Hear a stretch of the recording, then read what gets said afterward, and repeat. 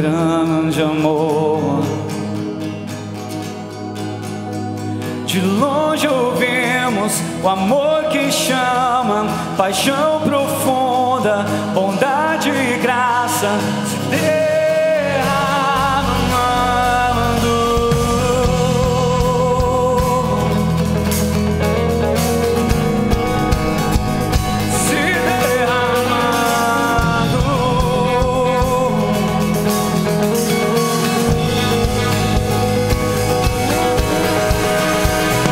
Tão profundo, tão imenso e cobre-nos, furioso, poderoso e abraça-nos. Só Ele pode devolver a vida aos corações.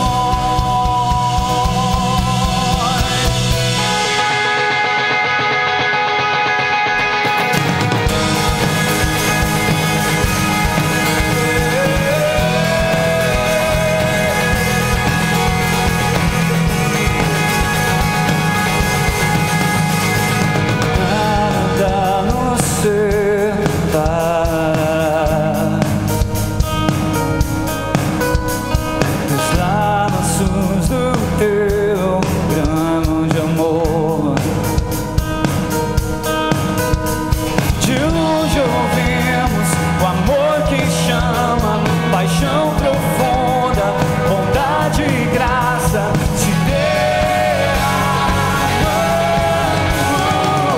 É tão profundo, tão imenso e cobre-nos, furioso, poderoso e abraça-nos. Só Ele pode devolver a vida aos corações. O Pai que seu Filho Deus,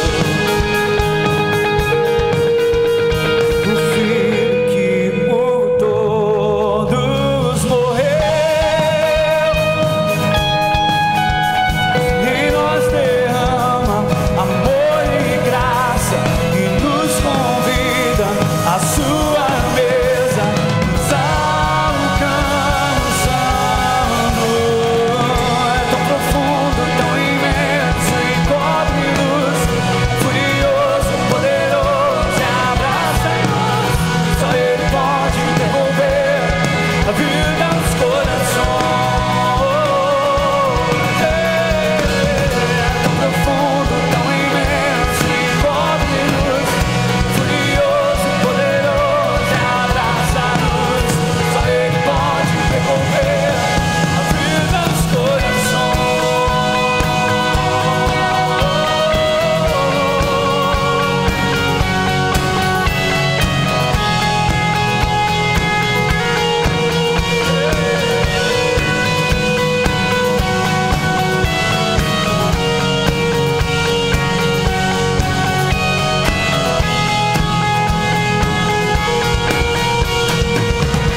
profundo, tão imenso e cobre-nos, furioso, poderoso e abraça-nos. Só Ele pode devolver a vida aos corações. É tão profundo, tão imenso e cobre-nos, furioso, poderoso e abraça-nos. Só Ele pode devolver a vida aos corações. É tão profundo, tão imenso e cobre-nos, furioso, poderoso e abraça-nos. Só Ele pode devolver a vida aos corações.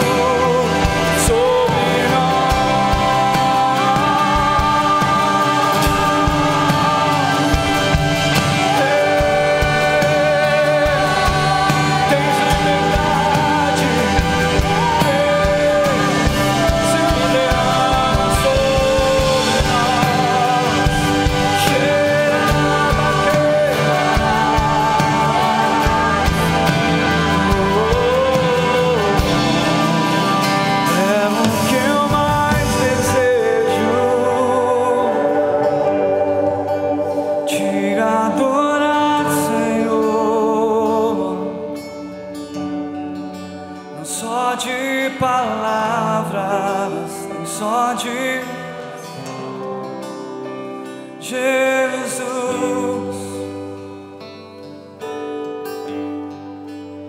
é o que eu mais anseio,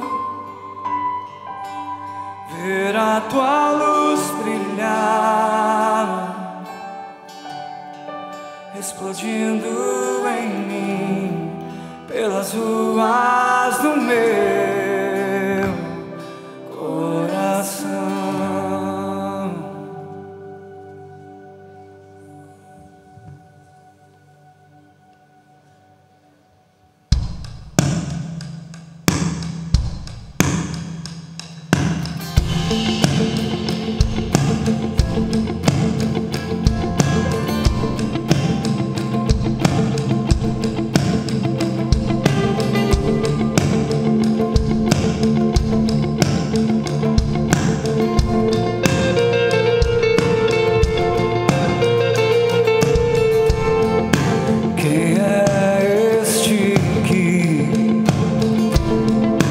Carregou minha cruz até o fim sem desistir.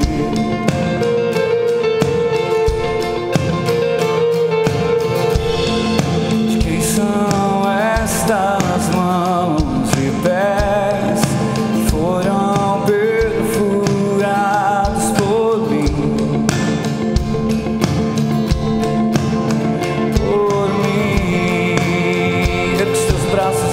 Declara o nome dele. Jesus,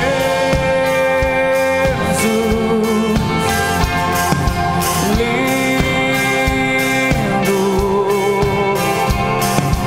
Rei do meu coração,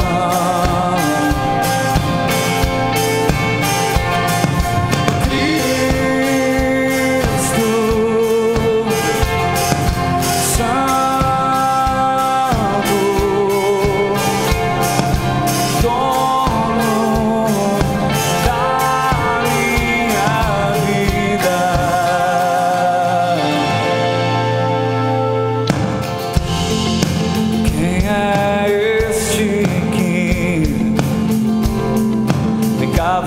cavalgando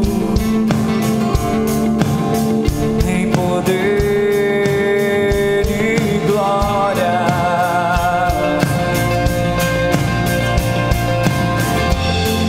de quem é este toque que me invade?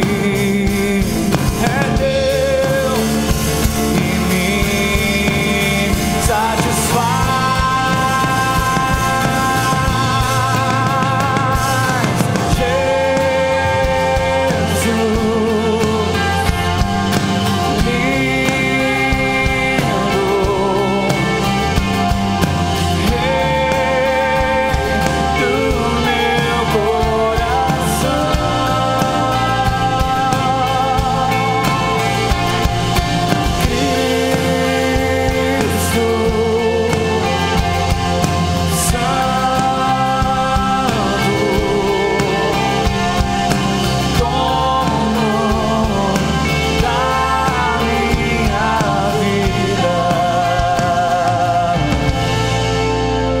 Seu sangue me encontrou, seu perdão me libertou.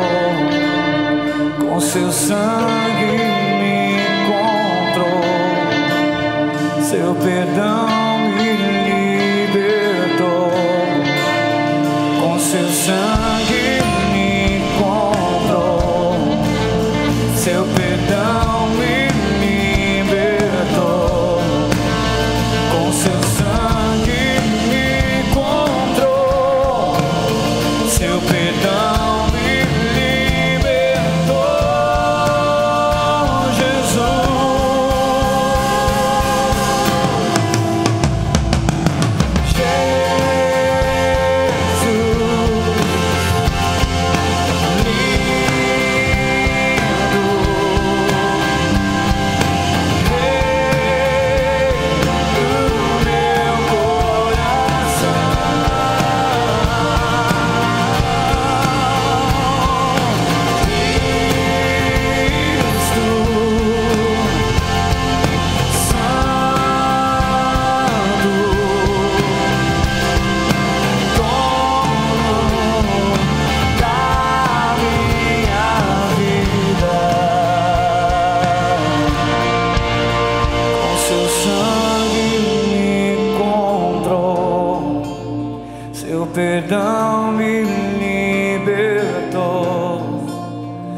seu sangue me comprou, seu perdão me libertou.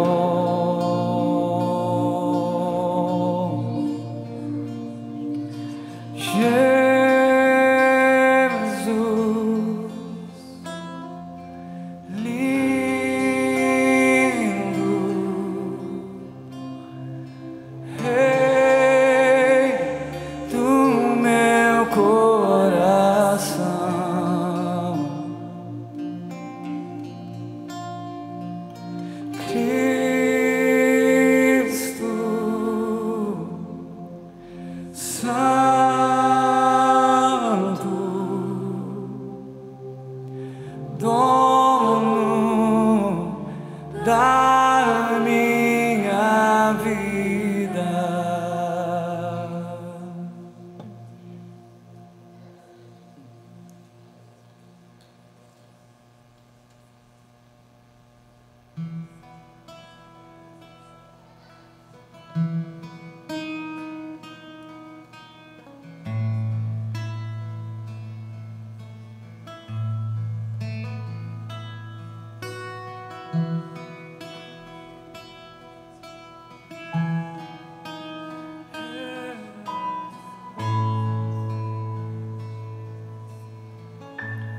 Leva-me para andar junto ao teu lado, conhecer o mistério da tua vontade. Leva-me para andar junto ao teu lado, aprender a mansidão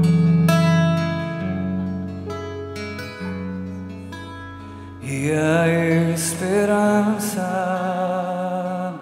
Quero te ver. Eu quero te ver além do horizonte, quero te sentir além da minha pele, quero te ouvir além das canções, da simplicidade. Apenas te adorar, apenas te adorar.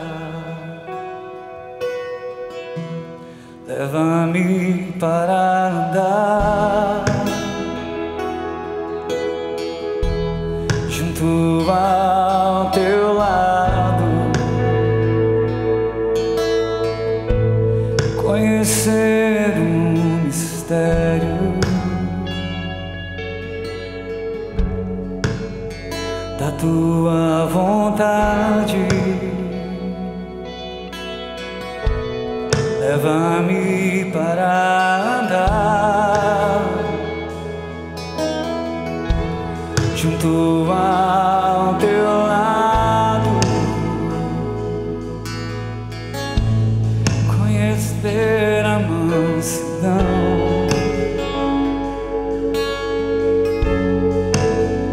e a esperança. Quero te ver além do horizonte, quero te sentir além da minha pele, quero te ouvir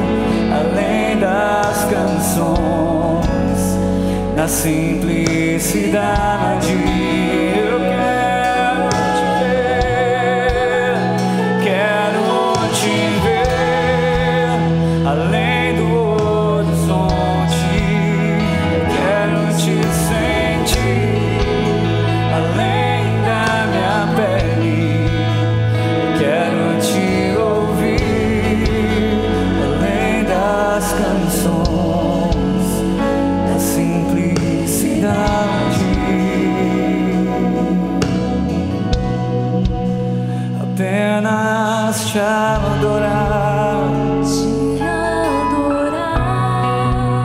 apenas te adorar,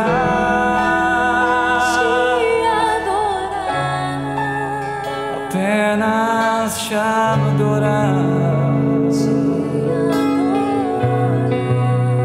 apenas te adorar. Vá ao encontro dele, vá ao encontro do Senhor.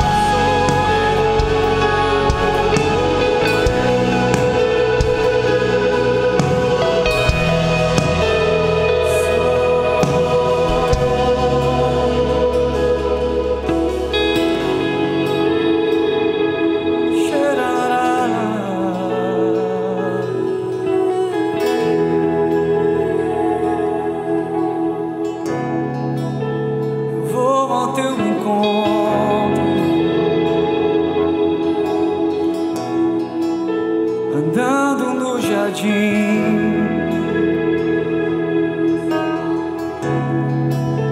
só o que eu vejo é tua glória se derramando sobre mim. Oh, tua glória, tua glória.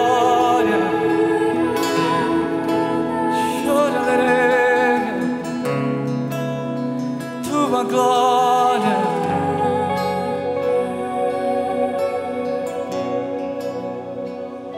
oh, eu vejo tão forte, é como um braço estendido sobre nós, é o braço do Pai. Ele está te chamando nessa noite. Vem andar comigo, vem andar comigo, vem andar comigo, vem andar comigo. O jardim já está preparado, o jardim já está preparado.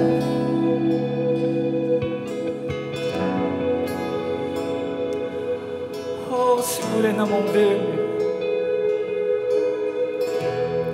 e ande pelo jardim contemplando a sua grandeza, a sua glória, a sua majestade, o seu amor.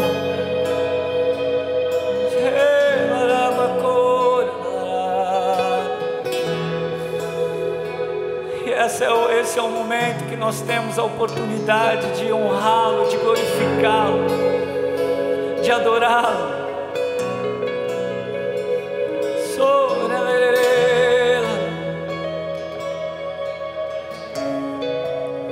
Apenas te adorar, apenas te adorar. apenas te adorar, apenas te adorar, apenas te amar, Jesus, apenas te amar, apenas te amar.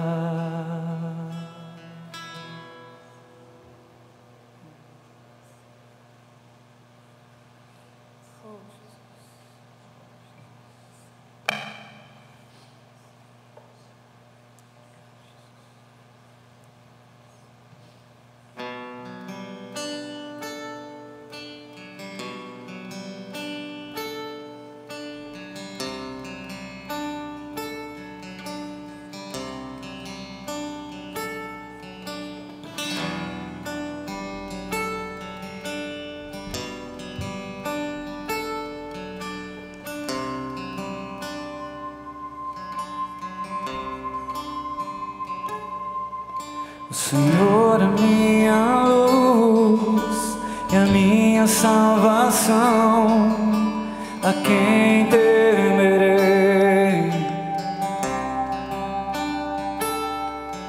O Senhor é a força da minha vida, de quem eu me recearei.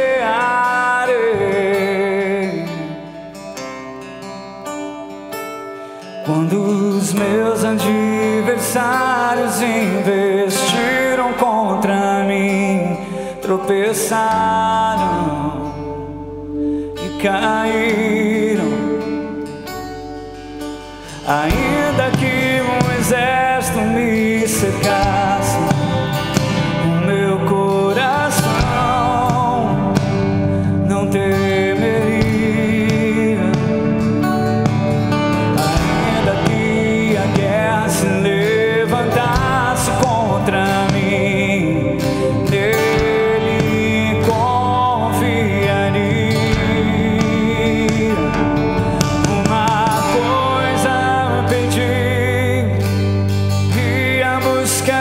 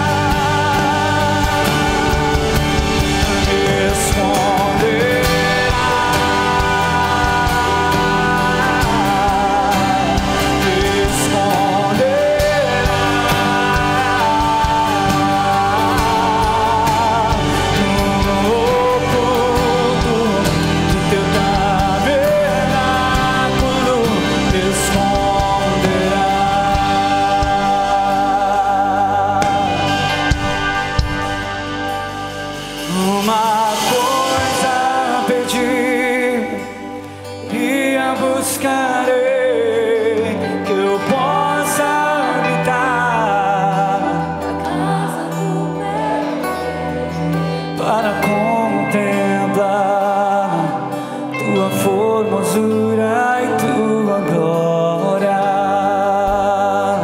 Cante isso mais uma vez. Uma coisa eu pedi, a buscarei. Uma coisa eu pedi, que eu possa habitar na casa do meu rei, para contemplar tua formosura e tua glória.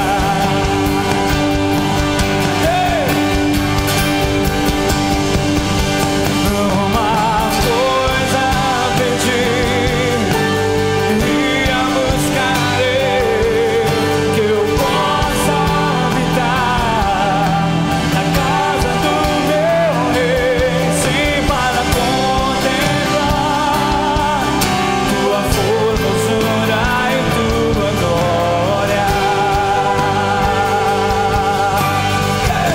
Sim, Senhor.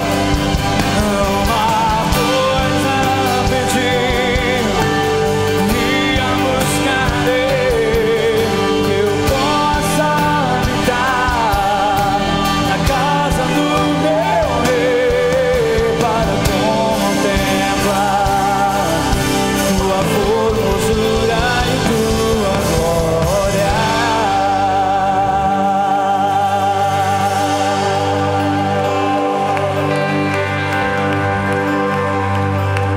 Sim, Senhor. Contemplar a tua glória, te adorar. Oh.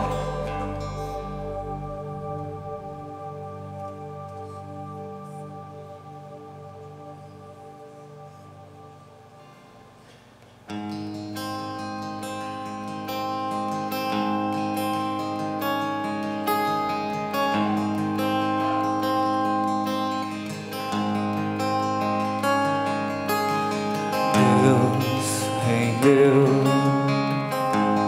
não há outro além de ti,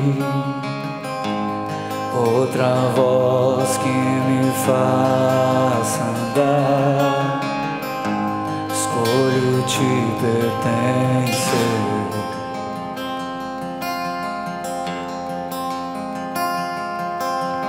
Grande eu sou, tua justiça e perdão aliviam os corações com chuvas de paz.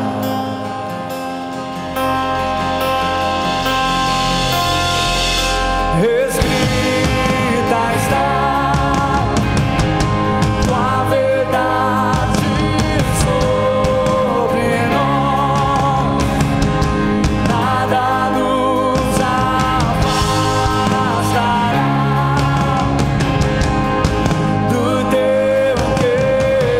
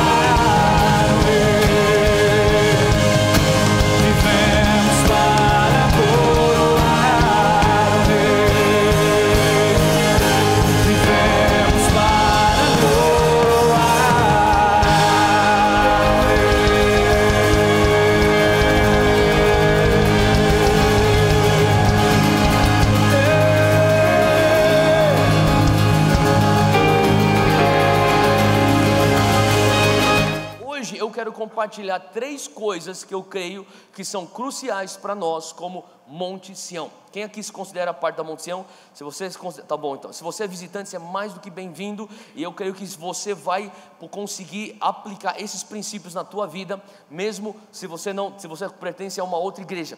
Mas eu creio que o Senhor está realmente nos levando a esses 3 pontos. Então, se você estiver anotando, anota. Se você não estiver anotando, você também anota. Então, vamos lá. Primeiro ponto, o Senhor está nos levando para sermos uma igreja em movimento. Fala comigo, movimento. Sabe, interessante é que ao longo desses últimos 2 meses do ano, eu estava, na verdade, o último mês, dezembro, eu estava lendo bastante o livro de Atos, estudando um pouco Atos, e o Senhor começou a ressaltar para mim na leitura algumas características de Atos, que são características que eu comecei a falar: Deus, nós queremos ter isso na nossa igreja também, aqui na Monte Sião. E uma das coisas que você vê no livro de Atos, a história, o relato dos primeiros dias, dos primeiros anos da igreja de Jesus Cristo, o início da igreja, a igreja primitiva. Uma das coisas que nós vemos é que constantemente a igreja estava num clash ou num choque com a cultura, constantemente. Eles estavam desbravando territórios, e o que eles estavam trazendo era a realidade dos céus na terra, e isso tinha a ver com um desbravar e um choque, onde eles estavam tomando território. Então, o livro de Atos nos traz a ideia de uma igreja em constante avanço, mesmo debaixo de perseguição. Eles não paravam, eles estavam toda hora progredindo. Por mais que houvessem diversas adversidades, diversos obstáculos, eles nunca paravam. Sabe, a coisa que você pode, lendo o livro de Atos, você começa a perceber é que o Espírito Santo, ele está extremamente ativo em Atos. Quantos podem dizer amém para isso? Quantos podem sentir o Espírito Santo ativo aqui no nosso meio? Já começando com o início dos nossos cultos, 7 noites, eu vou falar para você, em 2018 o Espírito Santo vai estar cada vez mais ativo ao longo do ano. Você tem fé disso? E se você der abertura, ele vai começar a intensificar a atividade dele na tua vida. E no livro de Atos ele estava constantemente ativo. Alguns teólogos até brincam e dizem assim que o livro de Atos dos Apóstolos deveria ser renomeado para os Atos do Espírito Santo, porque na verdade o protagonista de tudo não eram os apóstolos, era o Espírito Santo. E o Espírito Santo ele tá se movendo com velocidade, com poder, e os apóstolos, a imagem que se tem é que os apóstolos estão correndo atrás, tentando acompanhar o ritmo do Espírito Santo. E sempre o Espírito Santo, ele vai e está trazendo, sabe, virando as coisas de ponta cabeça. Jesus, sabe, era descrito dos discípulos de Jesus que esses homens estão virando o mundo de ponta cabeça. Na verdade era o Espírito Santo fazendo isso através deles. Então existe movimento na igreja de Atos. E eu queria que você abrisse comigo lá no primeiro capítulo de Atos, versículo 8, porque isso aqui é um versículo chave, e eu quero falar um pouco sobre movimento. Sabe, Deus quer levar a Monte Sião para movimento. Você está pensando, Theo, mas nós já estamos em muito movimento. Theo, aqui na Monte Sião as coisas estão sempre acontecendo. Deixa eu falar, você não viu nada. Deus está para nos levar num lugar extremamente mais ativo, e nós vamos ver frutos disso, amém? Quem tem fé para isso? Se você pensou, eu vou vir para a igreja para eu descansar, você veio para a igreja errada. Aqui o pessoal vai te pôr para trabalhar. Você vem aqui para receber o treinamento de domingo, mas segunda a sexta é o teu campeonato lá fora na sociedade, para você ganhar o jogo, amém? Não temos leão de treino. Sabe o que é leão de treino? Quem aqui que participou de alguma coisa no mundo de futebol, você sabe o que é leão de treino? É o termo usado para aqueles jogadores que só marcam gol no coletivo de treino. Chega a hora na hora do jogo, o cara apaga. Sabe, Deus está falando conosco, Ele não quer cristãos que são leões de treino. Cara, que bom que você está ativo na igreja, mas o importante é você fazer a diferença lá fora, na sociedade, na montanha que Deus está te dando. E Jesus, ele fala isso em Atos 1:8, ele fala assim, receberão, antes de eu entrar nesse versículo, entenda uma coisa, Atos 1:8 é a continuação da grande comissão. A grande comissão, Mateus 28, Marcos 16, ele está falando, ide e fazei discípulos de todas as pessoas, Marcos 16, ide fazer discípulos de todas as nações, Mateus 28, ele está constantemente falando sobre esse avanço e fala assim, ó, vai e faça discípulos. Olha só, abre comigo aqui Atos 1:8. Em Atos 1:8 ele está falando assim: receberão poder quando o Espírito Santo descer sobre vocês. Existe, antes de a gente entrar para continuar o texto, existe um propósito para o poder do Espírito Santo. Amém? O poder do Espírito Santo, ele existe porque existiu antes a missão de fazer discípulo das nações. Se não tivesse a missão de fazer discípulo das nações, não tem por que você ter um empoderamento do Espírito Santo. O que está acontecendo aqui? Jesus está falando aqui, as palavras de Atos 1:8 é a continuação daquilo que Jesus tinha falado no Monte da Galileia. Ele está falando assim, olha, se você vai fazer discípulo das nações, eu vou te empoderar, eu vou te dar a virtude necessária para você fazer discípulo das nações. Ele fala assim, ó, vocês vão receber aquilo que você precisa, o recurso necessário para discipular nações, quando o Espírito Santo descer sobre vocês, e serão minhas testemunhas. Fala comigo, testemunhas. O que quer dizer? O que quer dizer testemunhas? No texto original são mártires. Mártires são as pessoas que estão se entregando sua vida pela causa de Cristo. Ele está falando assim, ó, vocês vão entregar a sua vida pela causa de Cristo em Jerusalém, em toda a Judéia e Samaria e até os confins da terra. Então, aqui a promessa de Jesus, a promessa daquilo que aconteceria no capítulo seguinte de Atos 2. Ele está falando, olha, vocês vão receber o poder agora em Atos 1. Ele fala assim, vocês vão receber esse poder para vocês cumprir aquilo que eu estou te dando, que é a grande comissão, e o poder vem. Quando eles recebem Atos 2, o início da igreja, eles entendem, agora nós estamos prontos para sermos testemunhas. Agora nós estamos prontos para executarmos a missão. Agora, interessante é que Jesus fala, Jerusalém, Judéia e Samaria e até os confins da terra. E Jesus não está falando simplesmente, ele está pensando cidades aqui, está falando, não, existe uma estratégia por trás. Ele está dando até uma estratégia de como discipular, sabe, as pessoas pensam, ele falou de Jerusalém porque eles eram de Jerusalém.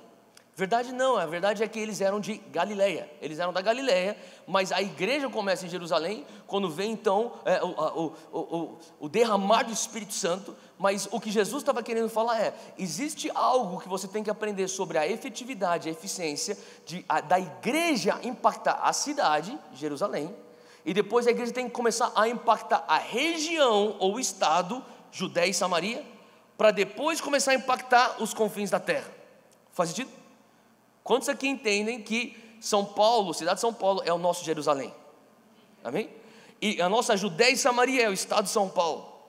E os nossos confins da terra é o Brasil e todas as nações. Quantos sabem que Jesus ama as nações? Não sei se você sabia disso, mas Deus não é brasileiro. Não é verdade? Deus não é brasileiro. Deus ama a África do Sul tanto quanto Ele ama o Brasil. Deus ama a Argentina tanto quanto ama o Brasil. Eu sei, é difícil você entender isso. Sabe, o Senhor está nos chamando para entendermos. Sabe, eu falei sobre os 12 discípulos que mudaram ou que viraram o mundo de ponta cabeça. Era a maneira como eles eram descritos. Agora, para pensar nisso. Nós temos 60 milhões de evangélicos no Brasil. A pergunta que tem que ser feita é, Deus, cadê a eficiência da igreja? Cadê a efetividade da igreja? Se com 12 eles transformavam o mundo, se com Paulo sozinho tomou Malta inteiro sozinho, o que nós estamos fazendo com 60 milhões? E isso aqui não é uma coisa que eu falo para nós julgarmos a igreja brasileira, mas para nós analisarmos a nós mesmos. O que é que Monte Sião está fazendo para afetar a nossa Jerusalém? O que é que Monte Sião está fazendo para afetarmos a nossa Judéia e Samaria e o nosso confins da terra? Sabe, Deus está querendo nos levar para ter paixão. E eu quero te desafiar em 2018, você sair, e muitas vezes eu falo isso, sabe, a gente tem que estar constantemente fazendo esse exercício. Saia da caixinha de um evangelho brasileiro paulistano. É muito mais do que, sabe, o reino de Deus é muito mais do que você está vendo nas igrejas evangélicas em São Paulo. O reino de Deus, ele está acontecendo constantemente nas nações. Neste exato momento, o reino de Deus, ele está avançando no Cazaquistão. Neste exato momento, o reino de Deus, ele está avançando no Iraque. Sean Ford mandou para mim uma foto eram mais ou menos 200 pastores sendo batizados numa piscina de uma casa lá no Irã. Assim, e pastores que estavam sofrendo perseguição, estão se levantando, sendo batizados, eles são batizados, são treinados, ordenados e já enviados para abrir igrejas. Nesse momento, o Senhor está operando. Sabe, a gente tem a ideia, o que é evangélico? Evangélico é aquele lá que eu vejo aqui na minha cidade, que eu vejo na minha imprensa local, que eu vejo noticiado aqui na mídia brasileira. Cara, é muito mais do que isso. Tem Jerusalém, tem Judéia e Samaria, e tem confins da terra. Sabe, o coração de Deus, eu quero te desafiar, para você começar a ter paixão pelas nações. O coração de Deus arde pelas nações. Jesus arde pelas nações.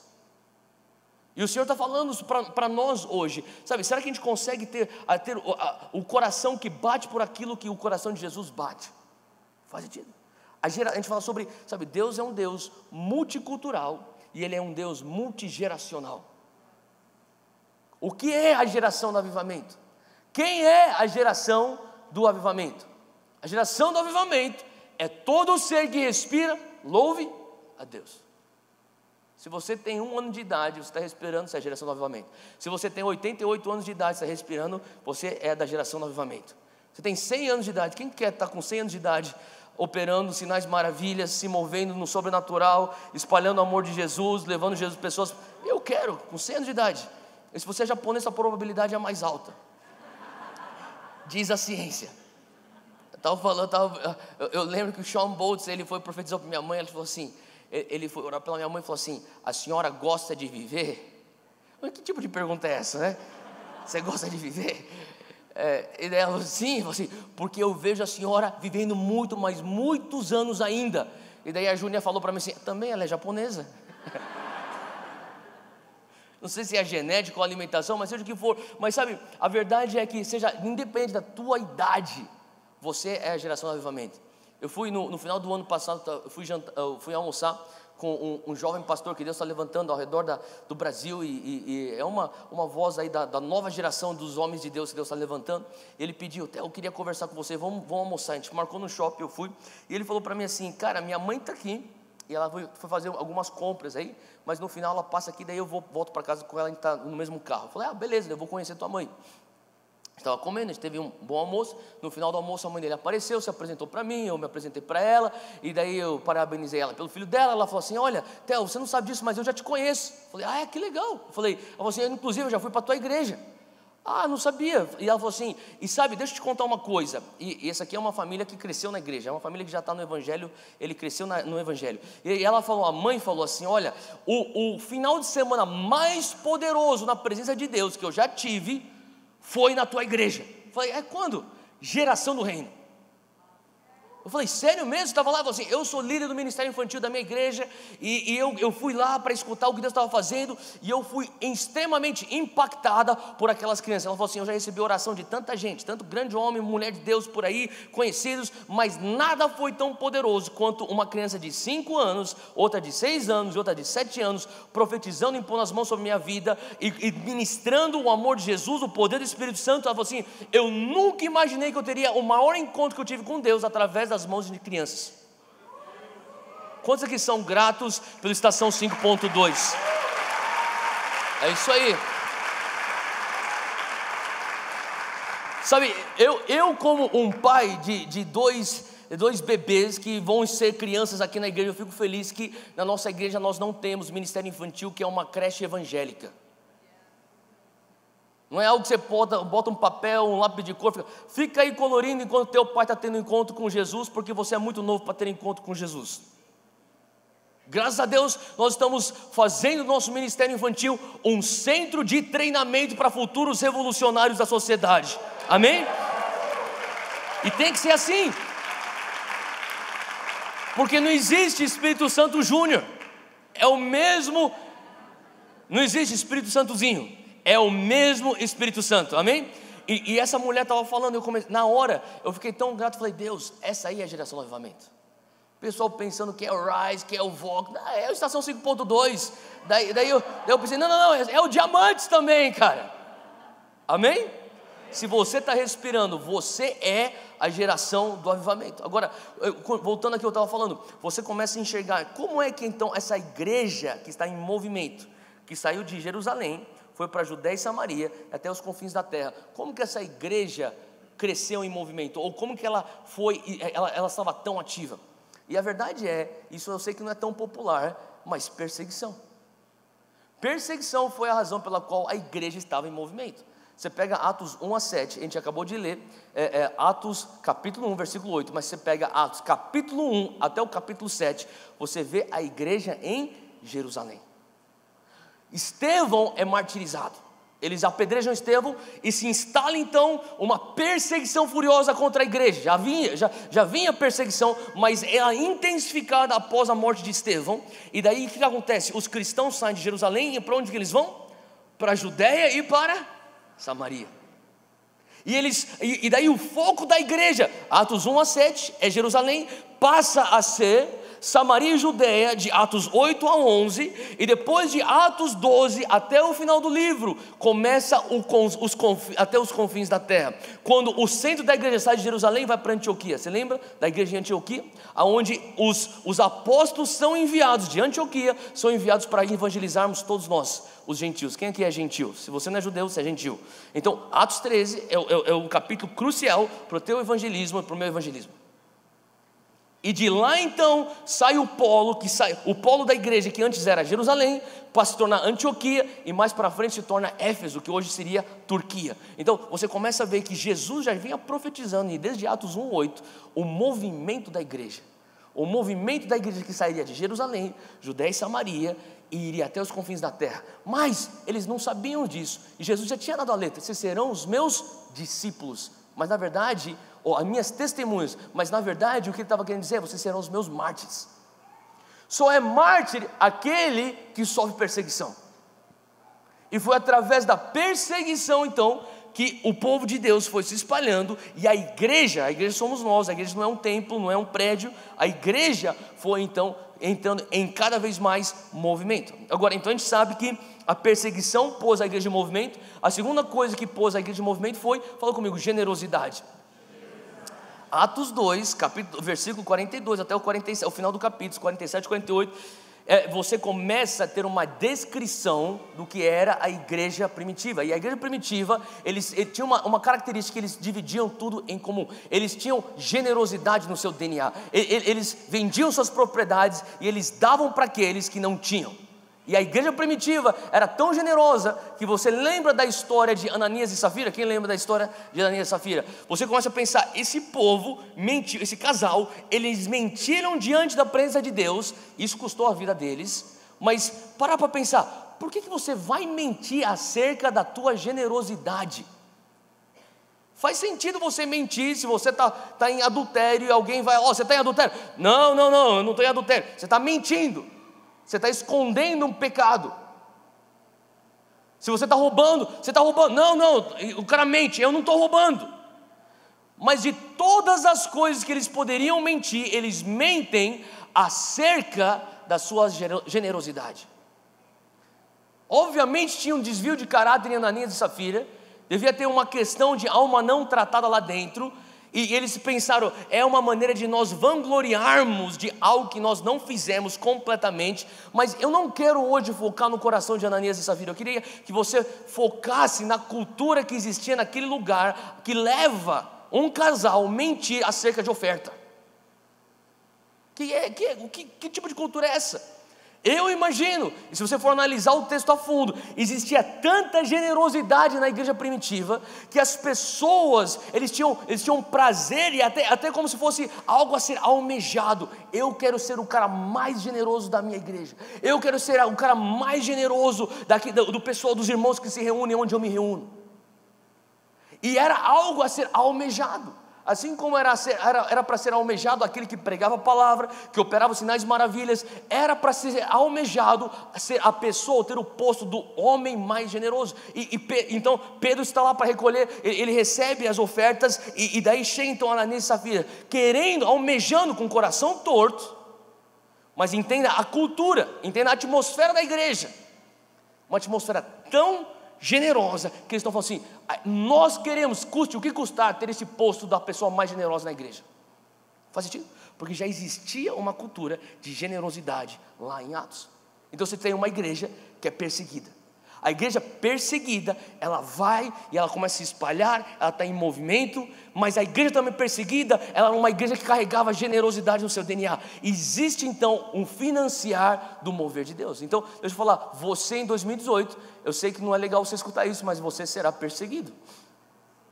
E não tente ser aqueles super espirituais, super ungidos, pensando, eu quero sofrer por Jesus, eu vou correr atrás da perseguição. Não faça isso, fica tranquilo que a perseguição vai te achar. Ela sempre te encontra. Você não precisa ter mais perseguição do que Deus quer ou permite que você tenha. Mas a verdade é que nós vamos passar por graus diferentes de perseguição. Mas quando você está no centro da perfeita vontade de Deus, até a perseguição impulsiona a tua missão. Fala para quem está do teu lado, quando você está no centro da vontade de Deus, os teus perseguidores te empurram rumo ao teu destino. Amém? Foi assim na igreja primitiva.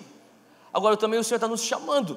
Nesse movimento, o Senhor está nos chamando. Será que existem corações generosos para financiarem o mover e o avanço da igreja?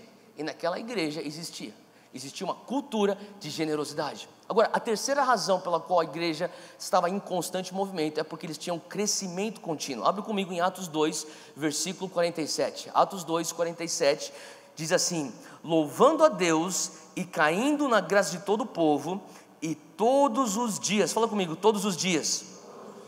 Ele diz assim que todos os dias acrescentava o Senhor à igreja aqueles que se haviam de se salvar.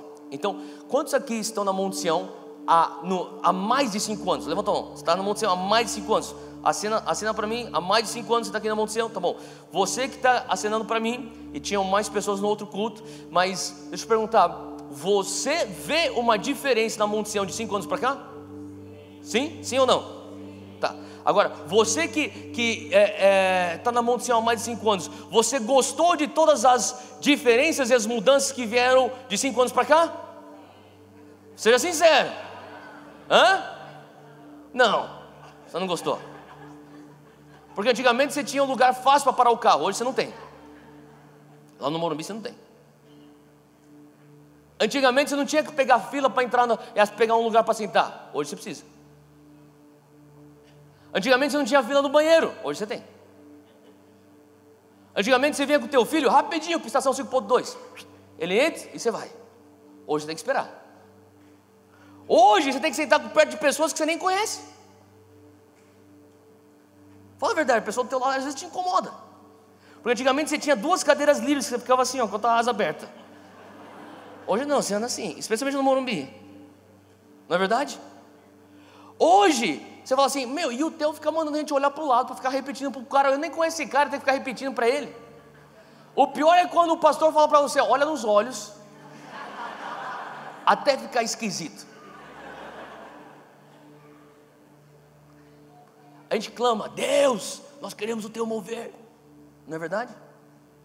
Deus envia, Senhor Deus, o mover de Deus, nós queremos, Pai, desperta a igreja. Daí o Senhor falou assim, eu vou despertar a igreja, mas quando eu desperto a igreja, quando eu faço um movimento na igreja, isso quer dizer que todos os dias, quem considera pessoas sendo salvas e acrescidas à igreja todos os dias, muito fruto? O muito fruto incomoda. A pergunta é, será que com muito fruto você continua orando e falando, Deus, mesmo que isso venha me incomodar, eu preciso de um movimento teu na nossa igreja? Será que você continua orando isso? Será que vale a pena você orar por um avivamento, mesmo que isso venha custar o teu conforto? Faz sentido? E aqui a gente começa a entender. Olha só, acompanha comigo, Atos 4, versículo 3. Aqui Pedro, extremamente ousado, Pedro, que antes era um covarde, recebe o derramar do Espírito Santo, o enchimento do Espírito Santo, se torna valente. E Pedro confronta os judeus falando, vocês mataram o seu Messias. Vocês tinham a resposta na mão e vocês assassinaram o teu Salvador. Pedro não tem papa nas línguas, não está economizando. Os saduceus estão extremamente incomodados. Os judeus ficaram furiosos, jogaram ele na cadeia. Versículo 3, acompanha comigo, Atos 4, 3. Ele fala assim: e os judeus lançaram mão deles e os encerraram na prisão até o dia seguinte, pois já era tarde.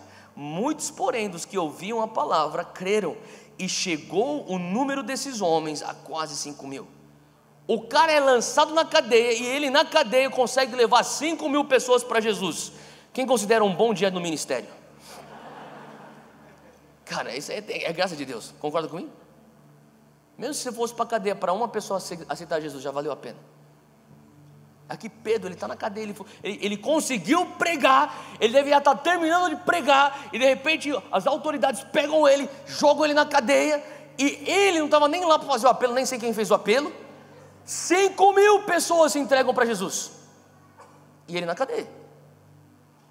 Mas olha só o que acontece depois que ele é solto da cadeia, mesmo capítulo, versículo 29. Eles se reúnem para orar, e na reunião de oração pós-soltura do apóstolo Pedro, eles oram da seguinte maneira. É uma maneira de orar bem contra a cultura, porque provavelmente a maioria de nós estaríamos orando por proteção e por livramento. Esses caras não, eles estão orando de uma maneira diferente. Eles dizem: agora pois, ó Senhor, olha para as suas ameaças, a ameaça dos saduceus, e concede aos teus servos, os cristãos, que falem com toda a ousadia. Fala comigo, ousadia. Enquanto estendes a mão para curar e para que se façam sinais e prodígios pelo nome do teu santo Filho Jesus. Quantos aqui querem ser usados para fazer sinais e maravilhas? Tá. Quantos querem ser usados para curar os enfermos? Deixa eu falar, o que você precisa para fluir no sobrenatural? Você não, antes de você precisar, você fala assim: minha estratégia é eu jejuar uma semana. Por favor, jejue uma semana, mas isso não vai garantir que você vai se mover no sobrenatural. A minha estratégia é receber imposição de mãos de homens ungidos, porque eu acredito em transferência de unção. Eu também acredito, mas só isso apenas não vai garantir que você vai fluir no sobrenatural. A minha estratégia é eu orar em línguas 4 horas por dia. Faça isso, vai fortalecer teu homem interior, mas isso sozinho não vai garantir que você vai fluir no sobrenatural. Se você olhar no versículo 30, olha só o que ele está falando. Ele está pedindo, os santos lá da igreja primitiva, eles estão pedindo: Deus, eles pedem assim: nos concede ousadia enquanto estendes a mão para curar e para que se façam sinais e prodígios. Em outras palavras, se você quer se mover no sobrenatural, a primeira coisa que você precisa é de ousadia. Por quê? Você vai ter que encarar teu medo. Não adianta você estar todo ungido, você está cheio do poder, só que se você não consegue destravar a porta através da chave da ousadia, não tem vazão para todo aquele poder, para toda aquela unção que você carrega dentro de você. Faz sentido?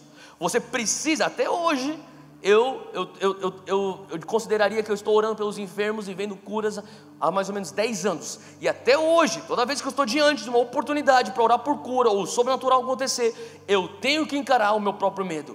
E se nada acontecer? Tem que encarar essa pergunta. Às vezes eu tenho que encarar: o que os outros vão pensar de mim? Temor dos homens. Eu tenho que encarar essa pergunta. E se nada acontecer, eu vou ficar frustrado, essa pessoa vai pensar que eu não sou ungido? Eu tenho que encarar essa pergunta. Faz sentido?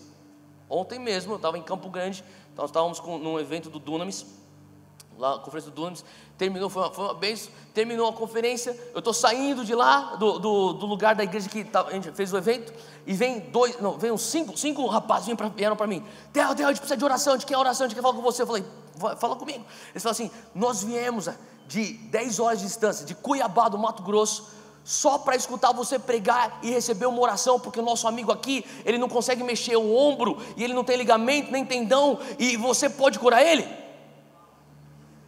No pressure.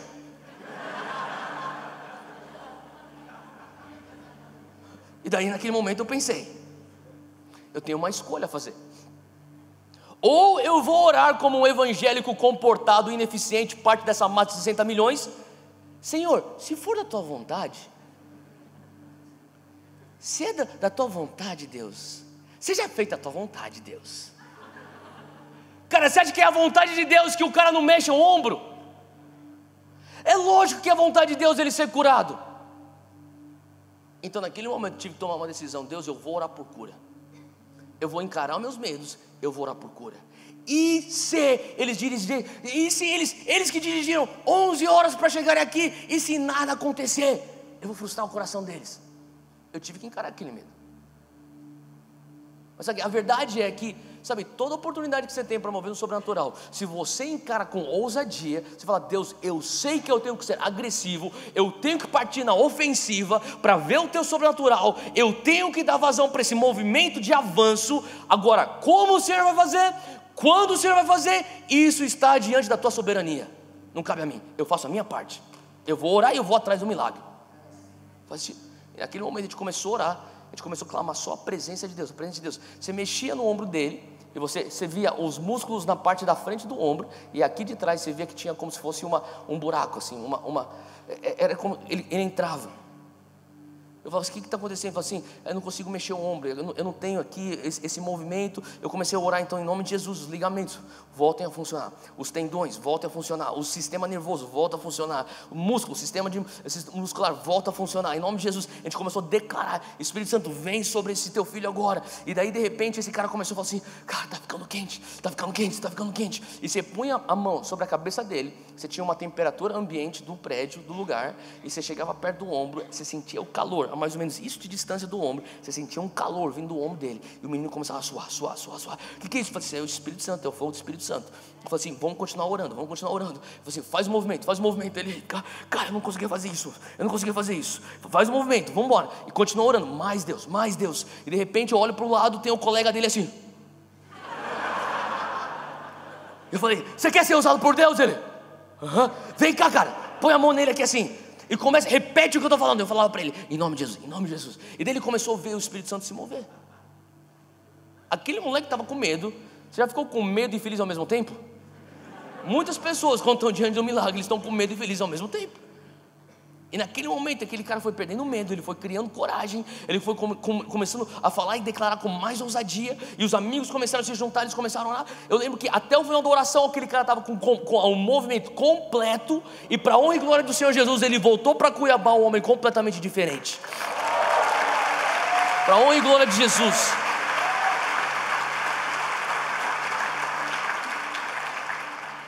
Versículo 32, olha só o que ele diz, 4:31. E tendo eles orado, moveu-se o lugar em que estavam reunidos, e todos foram cheios do Espírito Santo, e anunciavam com ousadia a palavra de Deus. Se for para você falar a palavra de Deus, faça com ousadia, senão nem faz. Se é para falar que você é crente, fala com ousadia, senão nem fala, fica quieto, 007, ninguém vai saber. Até você trombar o cara aqui na Monte Sião, ele vai perguntar: você era evangélico? Enfim, é uma piada interna.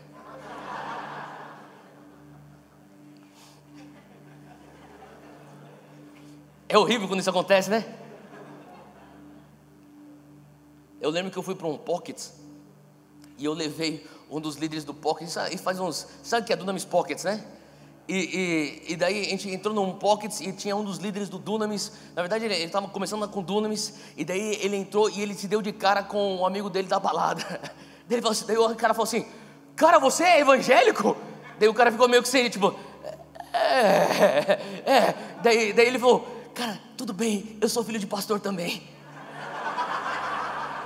Daí ele falou: hoje vamos entregar a vida para Jesus e viver direito esse negócio. A verdade é que está cheio de crente enrustido para tudo quanto é canto. Se é para você tomar um posicionamento, toma um posicionamento ousado. Amém? Se é para pregar, pregue com ousadia, porque o Senhor vai respaldar com crescimento. As pessoas vão se converter. Olha só o que está acontecendo aqui em Atos 6, versículo 7. Abre lá comigo, Atos 6, 7. A palavra de Deus diz assim: e crescia a palavra de Deus, e em Jerusalém se multiplicava muito. Fala comigo, multiplicação. Tinha uma multiplicação no número dos discípulos, e grande parte dos sacerdotes obedecia à fé. Atos 9, 31, pula lá na frente. Atos 9, 31 diz assim: assim pois as igrejas em toda a Judéia e Galiléia e Samaria, lembra que 1 a 7 é Jerusalém, 8 a 11 Judéia e Samaria. Ele está mencionando isso agora no capítulo 9. Ele fala que lá na região de Judéia e Samaria tinham paz e eram edificadas e se multiplicavam. Novamente, multiplicação, crescimento, andando no temor do Senhor e na consolação do Espírito Santo.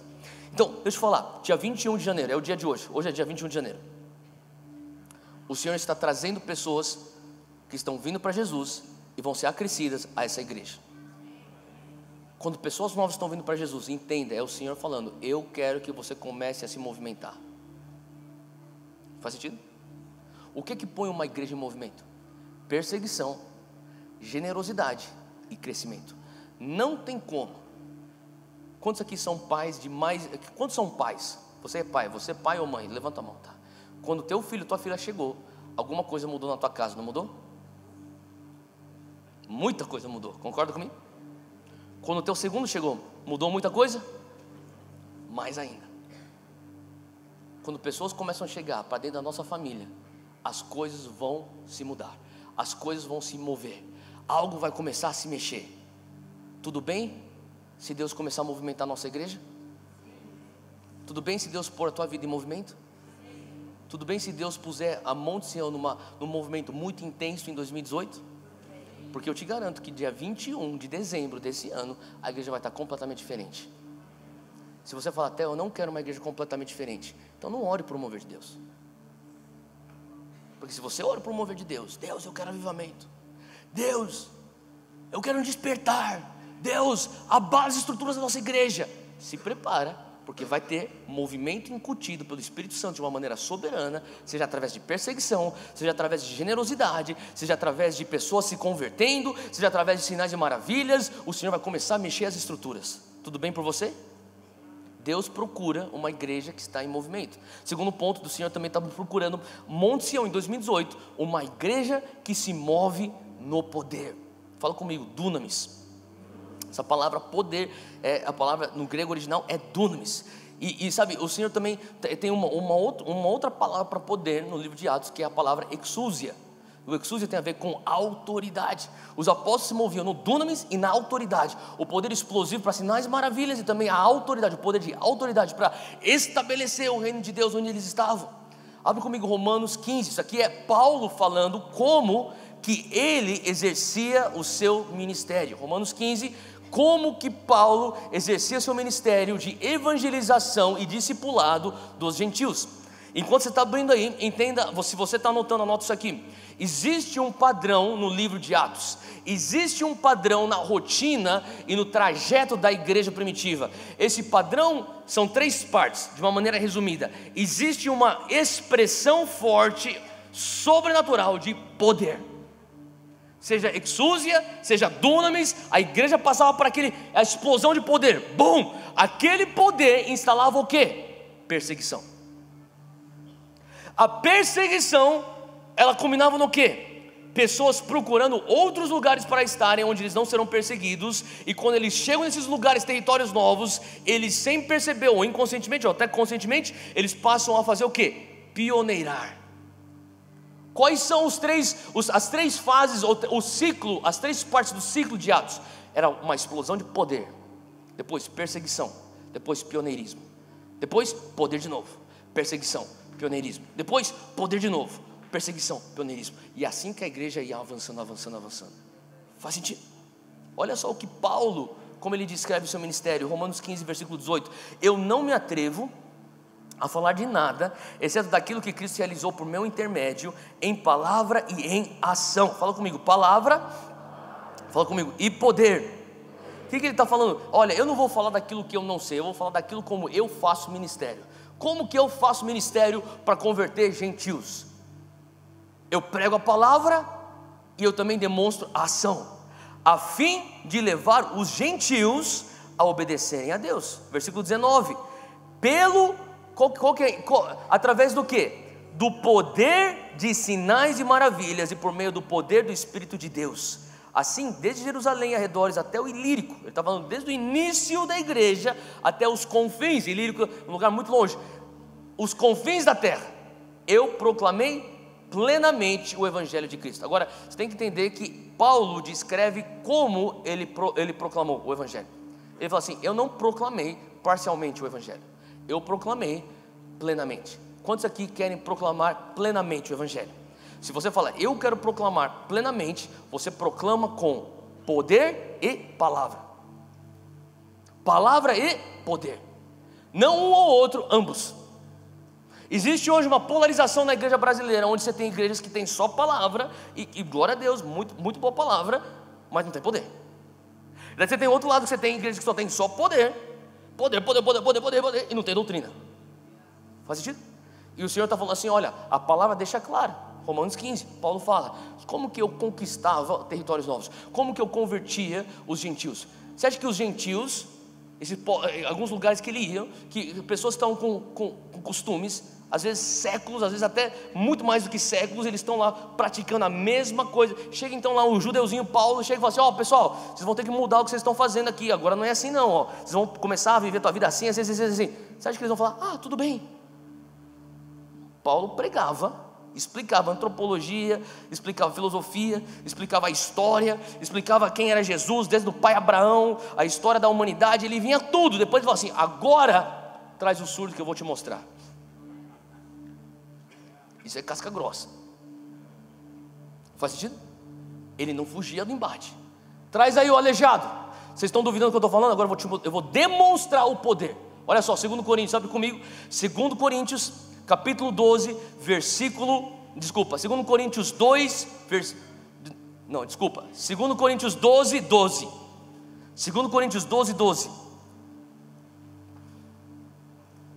As marcas de um apóstolo, sinais, maravilhas e milagres foram demonstradas entre vocês com grande perseverança. Eu amo Paulo, porque Paulo, ele é um cara extremamente humilde. E ser humilde não quer dizer que você vai ser modesto de uma maneira falsa, quer dizer que você vai saber exatamente quem você é. E Paulo, ele sabia quem ele era. Ele falou assim, olha, eu sou apóstolo, eu vim para vocês, eu demonstrei perseverança e os outros sinais de um apóstolo, sinais, maravilhas e prodígios. Vocês viram, eu dei os sinais do apóstolo. Nós somos uma igreja apostólica. Você pode pensar até, mas o que quer dizer uma igreja apostólica? Você escuta esse termo muitas vezes, em muitos lugares, alguns lugares de uma maneira muito correta e outros lugares de uma maneira muito não correta. O que significa você ser um apóstolo? Paulo está pegando emprestado um termo que era muito comum nos dias em que ele estava vivo, porque era o ápice do Império Romano, e os romanos tinham esses oficiais chamados de apóstolos, e os romanos, ao contrário de outras superpotências mundiais, eles não tinham a sua glória em conquistar novos territórios e exterminar os outros povos. A glória dos romanos era, nós vamos conquistar novos territórios, nós vamos subjugar esses novos territórios, nós não vamos exterminá-los, mas nós vamos enviar apóstolos. Uma vez que existe controle completo militar, César, lá de Roma, envia então os apóstolos, e os apóstolos chegavam naquele território novo que está recém-conquistado, e eles falavam, nós somos oficiais, nós não somos militares, mas somos oficiais, e nós viemos aqui para te ensinar a viver a tua vida, do estilo de vida romano. A glória dos apóstolos, ou na verdade a glória de Roma, é que através dos apóstolos, eles culturizavam uma outra cultura, de acordo com a sua cultura romana. Então eles falavam, você não vai mais comer como vocês comem, vocês vão comer como os romanos comem. Vocês não vão se vestir como vocês estão se vestindo, vocês trocam toda a roupa, agora vocês vão vestir a roupa romana. Vocês não vão educar teus filhos como vocês educavam antes, vocês vão educar do modo romano. E quando eles viam os outros povos subjugados na cultura deles, eles tinham glória. Esse é um fato histórico, a maneira como os romanos, eles avançaram o seu império. Paulo pega emprestado essa função desse oficial de apóstolo, ele fala assim, olha, eu não sou um apóstolo de Roma, eu sou um apóstolo do reino de Deus. Então Paulo fala assim, eu estou indo para os territórios não alcançados, eu estou falando, você não vai pensar como você pensa hoje, você vai pensar como um ser celestial, porque você é uma nova criatura, as coisas velhas se passaram, eis que tudo se fez novo. Você não vai fazer família como você fazia antes, você vai fazer a família do jeito do reino de Deus. Você não vai ser um marido como você era antes, você vai ser agora um marido do reino de Deus. Você não vai ser uma filha como você era antes, você vai ser uma filha do reino de Deus. Faz sentido? Você não vai ser mais órfão, você agora é filho completamente aceito. Você não é escravo, você é agora um rei e um sacerdote, uma nação santa, um povo escolhido. Faz sentido? Então Paulo, ele fala assim, olha, o apóstolo é aquele que traz a cultura, implementa a cultura do céu na terra. E Paulo, ele fala assim, olha, os sinais do apóstolo é que ele traz a realidade do céu na terra. A realidade do quê? Do sobrenatural no mundo natural. Ele subjuga, ele faz com que o mundo celestial venha sobrepujar o terreno. Então assim, isso é o verdadeiro apostolado. Mais do que isso, continua comigo em 1 Coríntios 4. Desculpa, 1 Coríntios 2, versículo 4.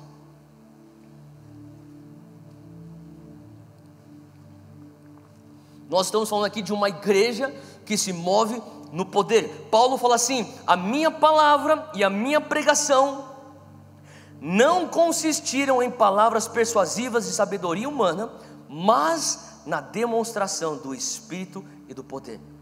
Sabe, o Will Hort falou sobre essa nuvem que parece que está grande, está cheia, mas não tem chuva. Quando ele estava falando sobre isso, o Senhor me lembrou na hora sobre Jesus.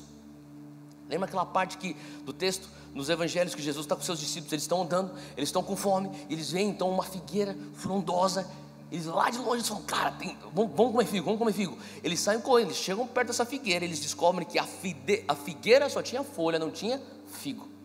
O que Jesus faz? Ele fica tão revoltado com aquela figueira, ele faz o quê? Ele amaldiçoa a figueira.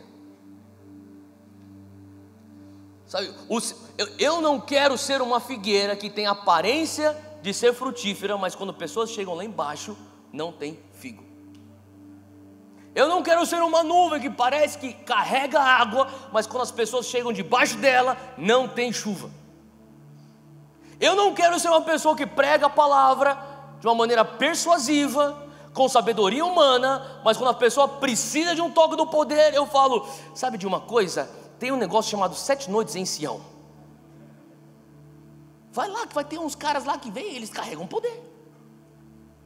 Faz sentido? Eu estava conversando essa semana passada com um dos jovens aqui da nossa igreja. Ele trabalha, ele está na faculdade ainda, mas está no mercado financeiro trabalhando já. E é uma pessoa que, assim, extremamente temente a Deus, um homem apaixonado por Jesus. Ele estava falando assim para mim: Theo, eu tenho, todo dia eu tenho orado: Deus, me usa no meu trabalho, eu quero ser usado por Ti, eu quero ser usado por Ti. Só que o mercado financeiro não me dá muita abertura, o pessoal meio frio, calculista, e não dá abertura para discutir espiritualidade, a questão de fé. E então eu tenho tentado andar em sabedoria. E as pessoas, eu acho que as pessoas sabem que eu sou cristão, mas aconteceu algo completamente bizarro essa semana. Falou: o que foi? A minha chefe, que cuida do nosso departamento, 14 pessoas, ela entrou de manhã, eu via que tinha alguma coisa errada. Ela chegou e falou para mim assim: ei, vem cá, vem para minha sala, eu preciso conversar com você. Ela me levou para uma sala de reunião, ela fechou a porta, pegou uma cadeira, sentou na cadeira, botou uma cadeira e falou: senta aqui. Eu sentei na frente dela, ela começou a chorar. Mas ela chorou compulsivamente por 3 minutos. E eu, tipo, o que está acontecendo nesse negócio? E eu estou preocupado, se alguém ver, se alguém entrar nessa sala e ver eu com ela aqui e ela chorando, eles vão pensar o quê? Ele falou assim: cara, eu não sabia o que fazer, eu estava tão sem jeito. Ela tentava começar a conversar, e sabe quando a pessoa está chorando tanto que ela e volta a chorar de novo? Dá um pouco de aflição isso, né? Ele falou: durou 3 minutos.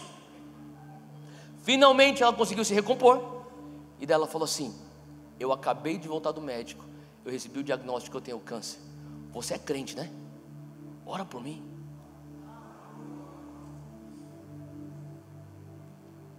Eu falei: o que você fez? Ele falou assim: cara, eu orei por cura.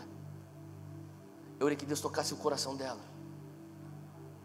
Eu falei: cara, parabéns, que você não fez o que talvez alguns evangélicos fariam. Você podia ir na minha igreja, no final da igreja tem um pessoal que fica aqui na frente. Se você quiser oração, você vem aqui para receber a oração na fila. Deus está nos chamando para sermos uma igreja que anda e se move no poder. Não seja uma figueira sem figo, não seja uma nuvem sem chuva. Você pode pensar: eles não têm nem noção do que eu acredito. Na hora da crise, eles vão te procurar. Que você venha falar aquilo que Pedro e João falaram para aquele aleijado. Ouro e prata eu não tenho, mas o que eu tenho eu te dou. Daqui tua mão, levanta em nome de Jesus. Que nós não venhamos ser uma igreja que fala assim: olha, poder de Deus eu não tenho, mas eu tenho ouro e prata, fica aí com as minhas molas e fica sentado. Para pensar. O Senhor está querendo reverter esse quadro, amém? Você precisa da tua esmola? Precisa, mas mais do que isso, melhor do que isso, levanta ele no nome de Jesus. Poder. O mundo está procurando efetividade na igreja, o mundo está procurando poder na igreja, e Paulo fala: eu não venho só com palavras persuasivas, eu não venho aqui com só sabedoria humana, eu venho aqui e eu demonstro aquilo que eu estou pregando. Olha só essa história de Atos 20, eu acho essa história incrível e bizarra ao mesmo tempo. Atos 29, é a história sobre um jovem chamado Eutico. Você lembra dessa história? Esse jovem que estava sentado numa janela, ele adormeceu profundamente durante o longo discurso, a longa pregação de Paulo. Ele, vencido pelo sono, caiu do 3º andar. Quando o levantaram, ele estava morto. Paulo desceu, inclinou-se sobre o rapaz, o abraçou, dizendo: não fiquem alarmados, ele está vivo. Então Paulo subiu novamente, partiu o pão, comeu e depois continuou a falar até o amanhecer e foi embora. E levaram vivo o jovem, o que muito os consolou. Que história bizarra. Para pensar, Paulo está pregando num auditório que fica no 3º andar, que nem esse aqui. Imagina se Paulo estivesse pregando aqui hoje, esse negócio estaria lotado e talvez tinha um jovem que fala: cara, eu quero escutar a pregação de Paulo. E não tinha cadeira para sentar, não tinha nem espaço no chão para ele ficar de pé. Ele falou assim: eu vou ficar sentado naquela janela lá no fundo. Ele acha uma janela, ele está lá. E Paulo, eu imagino que é um dos maiores, se não for o maior pregador que já passou pela face da terra. E Paulo está pregando, mas ele está pregando muito tempo, mas muito tempo, porque tem que ser muito tempo para o cara pegar no sono. Porque se o cara é bom que nem Paulo, o cara tem que estar pregando muito tempo. Daí o cara pega no sono. O cara dorme na janela e o cara cai da janela do 3º andar. Que história bizarra, não é verdade? E o cara morre. Agora imagina um culto. O cara está pregando, Paulo está pregando, de repente... E Paulo, o que aconteceu? O menino morreu. Daí, o menino estava sentado aqui, Paulo, ele morreu. E Paulo, o que ele faz? Pessoal, dá um tempinho, pausa, intervalo, já volto. Ele desce para orar sobre o menino. Quando ele chega lá embaixo, ele faz que nem Elias, ele deita em cima do menino, ele ora sobre o menino, e depois ele levanta. Eu imagino que deviam ter diversas pessoas no 3º andar olhando pela janela. Está tudo bem aí? E daí tinham pessoas ao redor do corpo do menino, e Paulo levanta de cima do corpo do menino e fala assim: não se preocupem, olha só o texto, acompanha aí comigo aí. Ele diz: não fiquem alarmados, ele está vivo. Ele está vivo. E ele volta para dentro do prédio. Mas ele não vai pregar, o que ele vai fazer? Ele vai fazer um lanchinho. Olha o texto. Diz aí que ele sobe, ele desceu, ele orou, ele falou: ele está vivo. Então subiu novamente, partiu o pão e comeu. E depois ele falou assim: aproveitando que a gente já deu um intervalo, já fazem 4 horas que eu estou pregando, então deixa eu fazer meu lanchinho. Pessoal, vamos continuar. E ele prega até o amanhecer. Para você ver que pregações que nem a minha, um pouco mais compridas, são completamente bíblicas e apostólicas. Paulo. E daí o último versículo que nós lemos aqui é que: então levaram vivo o jovem, o que muitos os consolou. Cara, muitos os consolou? Cara, eu não sei, mas eu acho que é muito mais do que só consolar. O pessoal deve estar: cara, você está vivo. Sabe o que me impressiona? Eu sei que a história é bem bizarra, mas mais do que só essa história, o que mais me impressiona é Paulo descendo. Ele para de pregar, ele desce, ele ora, ele volta, ele come o lanche, ele continua pregando e segue o jogo. Sabe por quê? Porque o sobrenatural era vivido de uma maneira natural. Era parte da cultura. E com certeza não era o primeiro milagre que aqueles cristãos tinham visto. Os apóstolos andavam naquela unção. Eles pregavam, demonstravam. Pregavam, demonstravam. Sabe, o Senhor está nos chamando para sermos essa igreja que demonstra. Assim como Paulo prega sempre com prova. Amém? E quando a gente fala sobre a igreja, quantos entendem? Nós somos a igreja. E quando você está andando no teu dia a dia, de segunda a sábado, você está debaixo do poder de Deus. O que quer dizer que não é para você chegar amanhã no teu escritório, no teu trabalho e começar Não faça isso. Isso queima o nosso filme. Sabe, o Senhor está querendo trazer uma sabedoria para nós como igreja nos dias de hoje, 2018, para nós vivermos o sobrenatural de uma maneira natural. Um dos momentos mais assim que falaram comigo foi, há uns anos atrás, eu estava em Wall Street, lá em Nova York, junto com Dave Gibbons. Você lembra do Dave Gibbons? Dave Gibbons que já pregou diversas vezes aqui. E o Dave me levou para uma reunião, e ele estava falando com alguns investidores lá de Wall Street, são os caras poderosos lá de Wall Street. E daí o Dave pega a mão de um cara, ele está cumprimentando o cara, ele fala assim: e a tua filha? Daí o cara começa a falar, minha filha dele começa a falar: pois é, a tua filha está passando por isso. De repente, sem você menos esperar, em questão de 3, 4 minutos, o cara está chorando. ele nem percebeu, mas o David tinha palavras de conhecimento acerca da família dele, e depois já começou a emendar com palavras proféticas, e a unção de Deus começou a entrar naquela sala, lá em Wall Street, naquele prédio, que você falaria, aqui com certeza não tem o Espírito Santo, só tem o Espírito da ganância, mas tinha o Espírito Santo, e ele não começou a falar, o David não começou a falar, shei!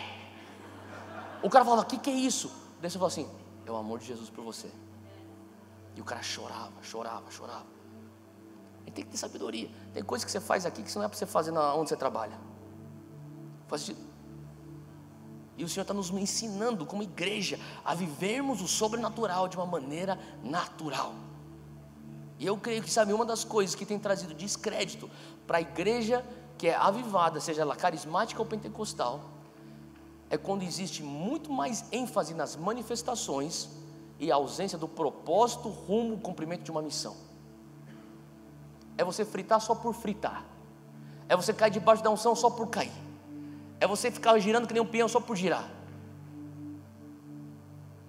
Vai dar no quê? O Espírito Santo se move? Se move. O Espírito Santo às vezes vai se mover de uma maneira tão forte que vai enterrar a tua dignidade? Sim. Tem uns que tem tanta panca tão bonitinho que eu fico pensando, quem sabe hoje Deus pega esse cara. Seria tão legal ver esse cara caindo na unção. Porque o cara é muito engomadinho. Sabe, às vezes o Espírito Santo ele vem de uma maneira que ele vem ofender, ele vem ofendendo a nossa lógica, o nosso raciocínio, ele vem ofendendo a nossa etiqueta e glória a Deus para isso. Mas deixa eu falar uma coisa, o Espírito Santo nunca desperdiça nenhum encontro. Nenhum toque do Espírito Santo é só para você ter uma vibe. Atos 1:8, vocês receberão poder para serem minhas testemunhas. Você não recebe poder só para você ser poderoso. Você recebe poder porque você tem uma missão a cumprir. A pergunta que você faz depois de um toque de Deus, Deus, o que eu faço com isso agora? Eu estou cheio do teu poder, o que eu faço com isso agora? Como que isso pode adicionar para o cumprimento da minha missão? Faz sentido? E o Senhor está nos levando para isso. Uma igreja que se move em poder. E por final, número 3, uma igreja que vive na presença. Fala comigo, corandeu. Essa frase, corandeu, uma igreja que vive na presença, é a frase que, em latim, que os reformadores, 500 anos atrás, eles usavam essa frase, corandeu. Coran significa pupila dos olhos. Corá, na verdade, C-O-R-A, a pupila dos olhos. É de onde nós tiramos a nossa palavra em português, cor. E o que significa coran? Significa diante dos olhos. Deus. Diante da vista de Deus, diante da face de Deus, diante da presença de Deus, diante do olhar de Deus. O Senhor está nos levando como igreja a vivermos corandeu. Qual que é a missão, qual que é a visão, qual que é o desafio para Monte Sião em 2018? É nós sermos uma igreja que vive corandeu. Uma igreja que está constantemente debaixo do olhar de Deus. Uma igreja que não está pensando, olha, eu vou acordar cedo, vou praticar minhas disciplinas espirituais, eu vou orar, eu vou ler a palavra, vou escrever até aqui no meu diário de oração, terminei, a parte espiritual eu já fiz, Deus, agora deixa eu viver a minha parte secular. Não, o Senhor está falando assim, olha, é espiritual o teu devocional? Sim. Assim como é espiritual o teu tempo no trânsito. É espiritual sim o teu tempo no culto, assim como é espiritual o teu tempo no trabalho. É espiritual sim o teu tempo no teu link, assim como é espiritual o teu tempo na academia. Tudo o que você faz está sob o olhar de Deus, corandeu. A igreja primitiva vivia debaixo disso, sabe? Quando você não vive corandeu, você está dividindo o teu mundo entre sagrado e secular. Você fala assim, Jesus, o Senhor é dono dos compartimentos espirituais da minha vida. Os compartimentos seculares da minha vida, eu sou dono. Então você consegue pôr um chapéu evangélico no culto, e você tira e você põe um chapéu não necessariamente evangélico no trabalho, e você participa das piadas como se aquilo lá fosse completamente normal, você participa dos mesmos valores como o deles e nada é diferente. Porque não existe a revelação do corandeu. Faz sentido? Existe um livro que eu gostaria de recomendar, se você está perguntando qual que é um livro bom para eu começar a ler nesse ano. A Prática da Presença de Deus, irmão Lawrence, um monge francês. Isso foi escrito há 400, 500 anos atrás. Esse homem que servia no monastério, ele falava assim, sabe, é mais desafiador eu viver a prática da presença de Deus. Ele trabalhava na cozinha desse monastério, enquanto eu corto batatas, do que quando eu estou lá dentro da igreja, do prédio da igreja.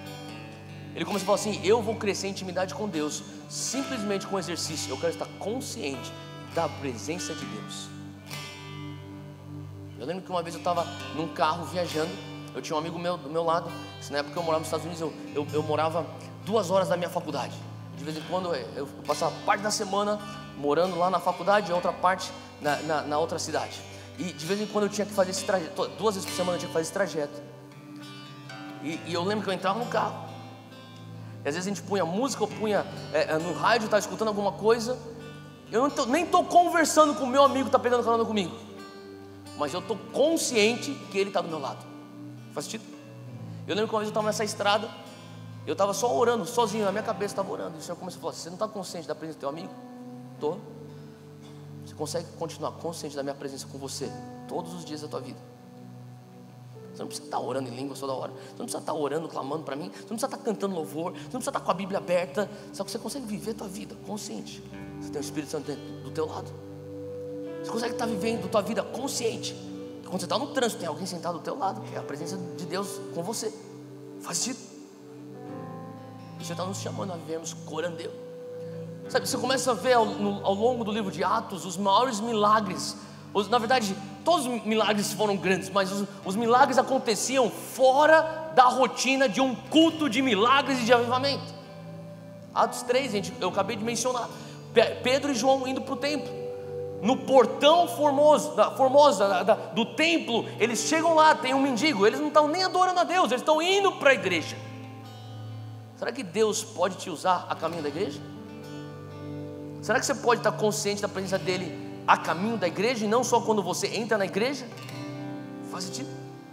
Atos 5, Pedro está andando, e falavam que quando Pedro saía nas ruas para andar, as pessoas já punham, eles ficavam: cadê o sol? Cadê o sol? O sol está para lá, então ele vai, a sombra de Pedro vai para cá. Traz o doente, ele vai passar por essa calçada aqui. E quando a sombra de Pedro passava, talvez Pedro estava indo na padaria comprar pão, talvez Pedro estava indo no banco pagar uma conta. Ele está andando, a sombra dele passava e começava a curar os enfermos. Por quê? Corandeu. Ele vivia debaixo do olhar de Deus. Paulo, Silas estão andando lá em Filipe, e de repente chega uma menina com espírito de adivinhação. Ela fica atazanando eles. Eles chegam uma hora que eles estão dizendo: sai em nome de Jesus, expulsa a mulher, o demônio da mulher. Eles são presos por conta disso, são jogados na cadeia, estão presos, estão cantando, eles não estão nem pedindo: Deus, nos tira daqui. Eles não estão, eles estão adorando a Deus na cadeia. De repente vem um terremoto, solta todo mundo, eles saem ilesos da cadeia. Corandeu. Ninguém está falando: vamos preparar aqui um culto agora, todo mundo, vamos ser espiritual, vamos buscar a presença de Deus. Não, eles constantemente estavam na presença de Deus. O que é corandeu? Eu vou resumir isso nessa frase: corandeu é você viver a tua vida constantemente na presença de Deus. É você estar sob a influência, ou debaixo da influência da autoridade e do poder de Deus, e assim você conquistar territórios e grandes proezas para a honra e glória de Deus. Fica de pé onde você está. Eu quero orar com você. Eu sinto que Deus chama hoje a nossa igreja para estarmos em 2018 vivendo corandeu. Quantos querem fazer isso em 2018? Amém? Feche os teus olhos onde você está. Comece a apresentar ao Senhor. Vem aí, comece a falar: Deus, eis-me aqui. Pai, 2018 é um ano onde eu quero viver constantemente debaixo da Tua presença.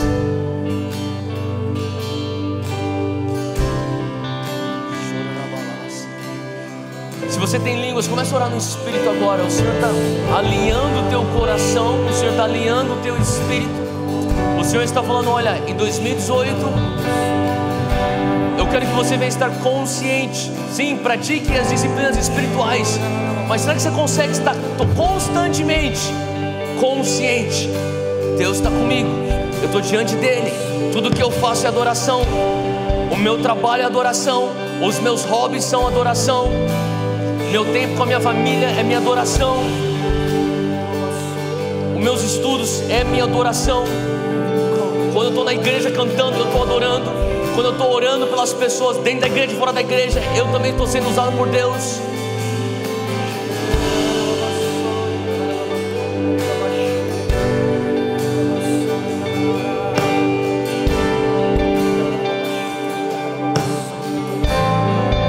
Começa falando: Senhor Jesus, o Senhor é dono, o Senhor é rei, o Senhor é Senhor de toda a minha vida. Todos os compartimentos, não só os compartimentos que eu julgo ser espiritual, tudo, Deus. O Senhor é rei no meu casamento, o Senhor é rei na maneira como eu crio os meus filhos, o Senhor é rei na maneira como eu faço meus estudos, o Senhor é dono dos meus negócios, nos meus hobbies, nas minhas férias, o Senhor é o Senhor.